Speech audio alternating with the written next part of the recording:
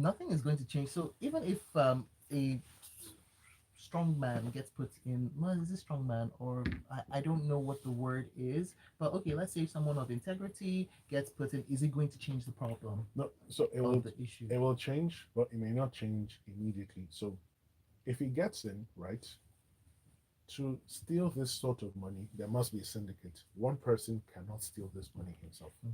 He has to work in conjunction with others. Now you will find that maybe one or two of the people involved have constitutional immunity, but the rest don't. By the time you go after the first set of people working with the people that have immunity, and you ensure they're properly prosecuted and they're serving jail terms, no one will want to engage in that sort of behavior because they will look at it and say, "We will do all the hard work. You will continue to enjoy your constitutional immunity, and then we go to jail." Pending when he can then get a constitutional reform in that now clearly delineates revenue of the state government from the local governments, so that when the local governments get their money directly, you can then hold them responsible for the non-development of their local government areas. So, for example, like you said, local government is supposed to be the last mile in bringing development home to every Nigerian. And some Nigerians have continued to wonder, why do we have local government? Because they appear not to be doing anything or next to nothing. Mm-hmm. You only see them when they're coming to enforce certain bylaws or shake up traders to collect money. But beyond that, you don't see development. So, for example, But if you look at local development and what their local development authority and government is supposed to do, you see that they have a lot of, or they are supposed to have a lot of impact. so the local government officials will tell you they know what to do, they don't have the resources to do it. At this point, sometimes it feels as though we're just in a never-ending loop of, oh, so and so is to fault, oh, this is to blame, everything is to blame, and at the end of the day, nothing ever changes. Yinka Bolu says, when Mr. C said the coming elections are critical to us as a nation, I kept wondering which election has never been termed as critical to us. Every election has always been critical. On the issue of local government funds, we have ourselves to blame. That's why we need a strong and vibrant state. That's why we need strong and vibrant state houses of assembly and local government chair people. But no, we are all fixated on who sits on the Iron Throne in Asurok. There's a reason for that. Okay, so Yinka, very quickly, yes, every election has been important. But given our collective experience over the past 7.5 years, I dare say with all confidence that next year's elections are even more critical. Because if we get it wrong, the past 7.5 years will be like child's play. So here's the thing, not even that, but we're getting it. And when we say critical, there's a point at which there's business as usual until things come to a point of no return. And with the downward trajectory of people's finances, people's multi-dimensional security, and so on and so forth, Poverty. it's no, no, no. I said downward. Well, And sure, fine. The poverty just keeps going down. Let's put it that way. Um, it's getting to that point where um, there's so many people leaving the country, and the people who are left behind are not being what's the word I'm looking for? There's no development being put into the people who are, well, minimal development being put into the people who are left behind. Until at what point do you say, okay, things are getting critical, Yinka? Just a question. Imo from Ikeja says, local government is just some kind of something for the boys arrangement. In my neighborhood, some gentlemen wanted to fix the roads. Guess what? Local government came and said they should either give them the money to fix the road or pay them a kind of fee, a huge fee to fix the road. Oh, yes, yes, yes, yes. That has happened in two separate places that I have been in. All right, let's move things along now. So this next one comes in from The Guardian. The Minister of Humanitarian Affairs and Disaster Management and Social Development, Sadia Umar Farouk, yesterday told senators, so this is a question of 206 billion naira inserted into the ministry's budget. She said that, oh, that was for the purchase of military equipment. Mr. C, let's talk about this. 206 billion naira, and nobody knew what it was for, or they were disowning it and saying, I don't know where it came from. It came from Minister of Finance and Planning. so, again, we're treated to the theater of the absurd, the theater of the ridiculous. And these people, right now, they no longer put in any effort. In times past, they would have struggled, they would have tried to do the right thing but mask it. But now it's like anything goes. Look, we really can't be bothered, just toss it anyway. Now, who's responsible for buying military equipment? I think that's where we should start from. It's the respective arm of the armed forces or the police force, as the case may be, that will buy what it needs because it's the only body that knows what it actually needs. So, for example, the chief of air staff cannot come out categorically and address Nigerians and tell us that this is what the Nigerian army needs or this is what the Nigerian navy needs. He can't speak to it with certainty because he's not on top of the facts. Now, 206 billion was inserted into the Ministry of Humanitarian Affairs. The initial explanation was there were projects supposed to be carried out this year, they couldn't be carried out, they'll be carried out next year. Then the next absurd statement we got was, oh no, it's a coding error, whatever that means. I would actually quite like to know what that means. That It's a coding error. So here's the thing, right?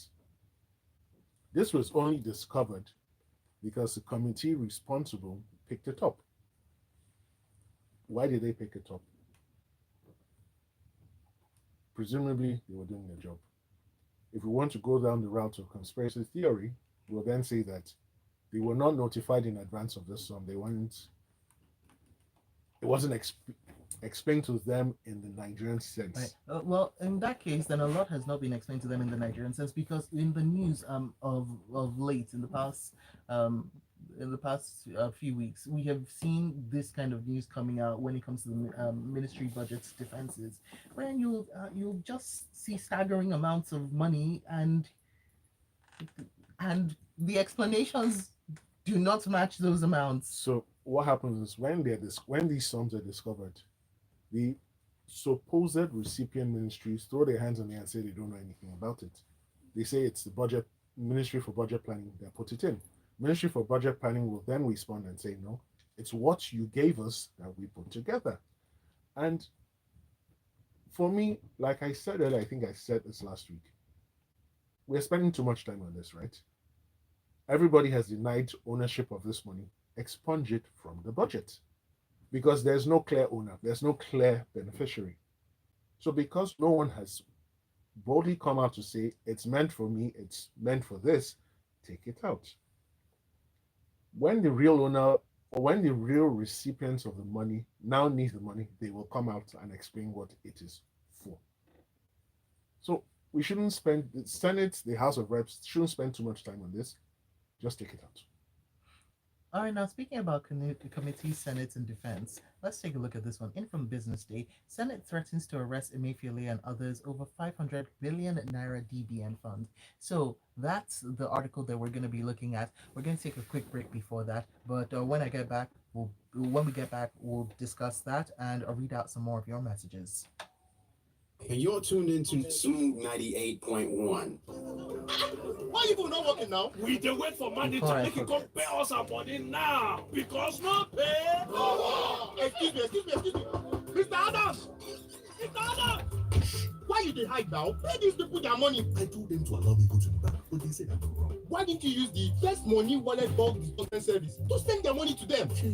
I don't forget I have to use my No First pay, Money no wallet. work, no work, no pay.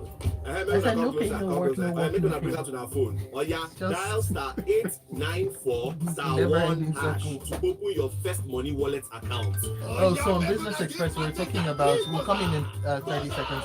We're talking about remote working and how it's led to bad behavior.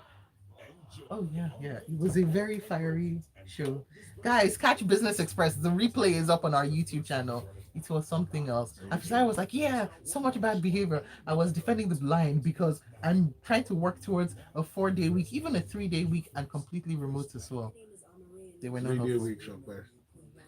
Work-life balance. Work-life balance. Yes, sir. Work-life balance. We are back. Work-life imbalance.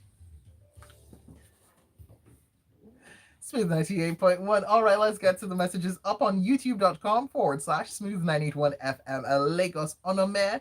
Biane says, please, there is another side to this no PVC, no votes issue. INEC has not released PVCs to newly registered citizens and those that have sought their transfers. Are they going to take responsibility for the delay? Dakba Lawal says that Minister of Finance is either not clued in or dishonest. Whilst that is up, all of that up on YouTube. And then Jude from Marina up on WhatsApp says, regarding the elections, Nigerians should be wise. Even the candidates should think twice, since Nigeria is currently not making any money. There's nothing to loot again, says Jude. And Yinka Bolu says, expunging the money and waiting for the real owner to show up is too easy. They must be made to explain who exactly typed in the figures, or else sack everybody. What if it repeats itself again and the folks didn't pick it up? Yinka, nobody is going to investigate nothing and nobody is going to be arrested. So just expunge it. All right, business day. Senate threatens to arrest Emefiele and others over 500 billion naira development bank of. Wow, the breathing was so loud, people. All right, so this is the Senate Ad Hoc Committee on Disbursements of the 500 billion naira development fund across the 6 geopolitical zones by the Development Bank of Nigeria has threatened to issue a warrant of arrest on the governor of the Central Bank of Nigeria, Godwin Emefiele, and heads of the affected financial institutions for failing to appear before the committee to answer some questions about the disbursement of this fund across the geopolitical zones. Mr. C, your thoughts? Okay. So, very quickly, there's a culture of impunity that continues to pervade the land, and it cuts across every facet of Nigerian society. So we have public officials like the central bank governor, who was given a summons to appear before a Senate committee, along with 2 other individuals who also head agencies of the federal government. Not only do they not show up, there's no apology or there's no explanation for their absence. And in the circus that is Nigeria today, sadly, nothing will happen. They will continue to occupy those offices and will continue as if life goes on. Nothing happened. Now, why were they summoned? There was a 500 billion naira development fund to be spread across the 6 geopolitical zones. It would appear, even though there's no material behind us, that the disbursement of this fund wasn't equitable. And the Senate committee wanted to find out why this happened. Because we must remember that the senators represent different senatorial districts and collectively they represent the Nigerian people. Now, why a serving Nigerian public official will not deem it necessary to attend the summons is beyond my understanding. Even if you don't want to go, you can at least send a letter lying that the president needs you. And at least it would appear on the surface that you're respecting them, but it's like you know that these guys, they're just an unnecessary bother. They're not even serious about what they're doing. It's political season. Some of them are trying to campaign, and the ones who are not coming back are the ones stressing us. Just leave them. It's Christmas. We can't be bothered. We'll resume in January. Look, Mrs. C, at the end of the day, right? Even if we say everything falls under the cover of political season, but at least these issues are real and they are affecting Nigerians. So they are real, right? but okay. So let's even get to the practicality. The Senate issues a warrant of arrest. Let's be practical. Who is going to arrest the central bank governor? This week, or was it last week? The court ordered the arrest of the Inspector General of Police. How ridiculous! In theory, it should work. In reality, it would never happen. Just the other day in Minna, a Niger State High Court orders that the Chief of Army Staff and another serving general should not only be arrested, they should be remanded in the prisons in Minna. Excuse me. Let's be realistic with what we're doing for now. Let's understand our circumstances. Let's accept and own our realities. It won't happen. Stop making threats you can't carry out. Just enjoying them. Please, guys, we're all working together for the collective good of the nation. Can you please come on any of the following dates and let's close out this matter? When you threaten him, he laughs. Just like I'm laughing because he knows it's not going to happen. Empty cans make the loudest sounds, I suppose.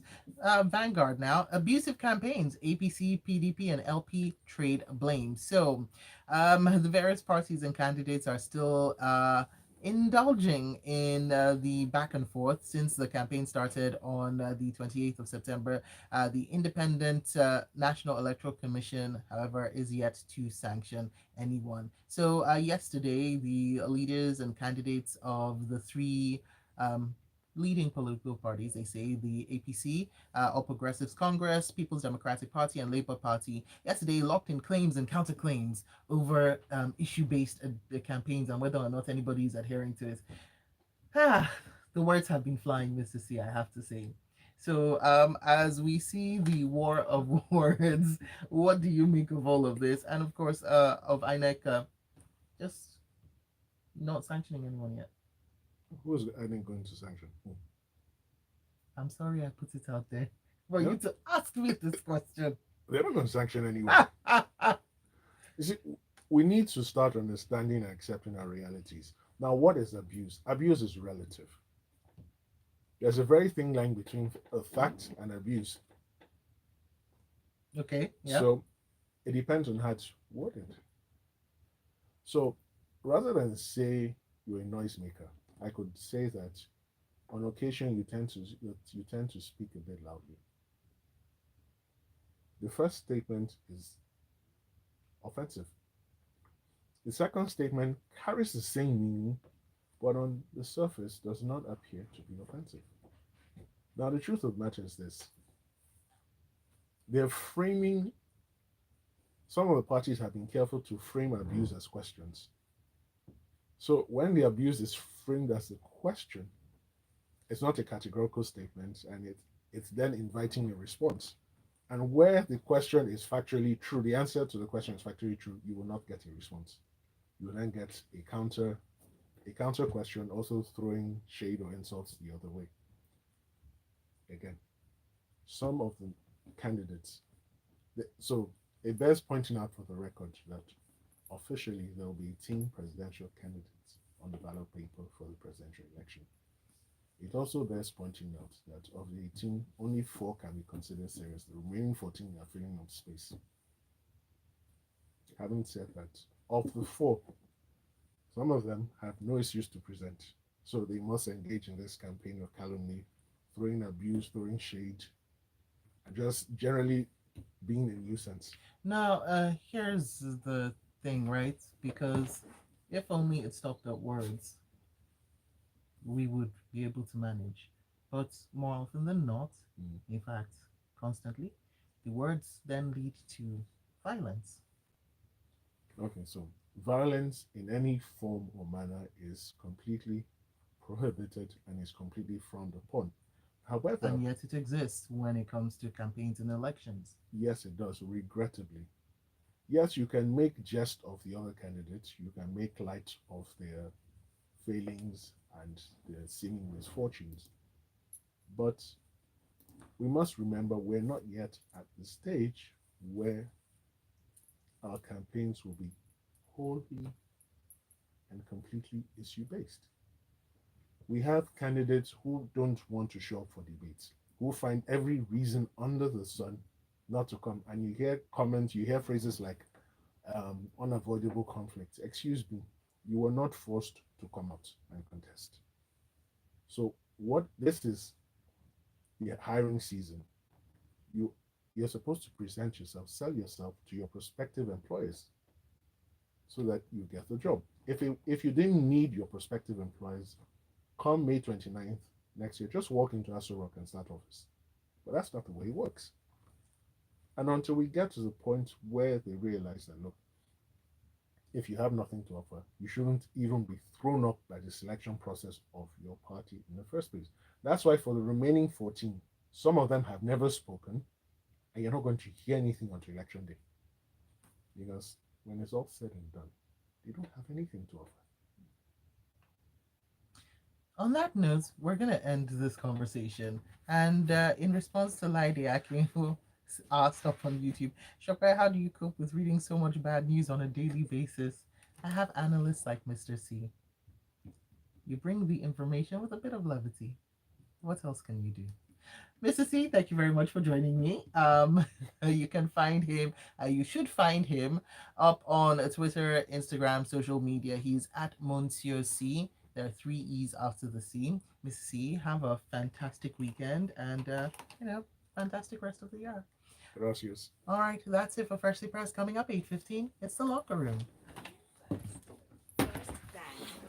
And we're done, people. Bye bye.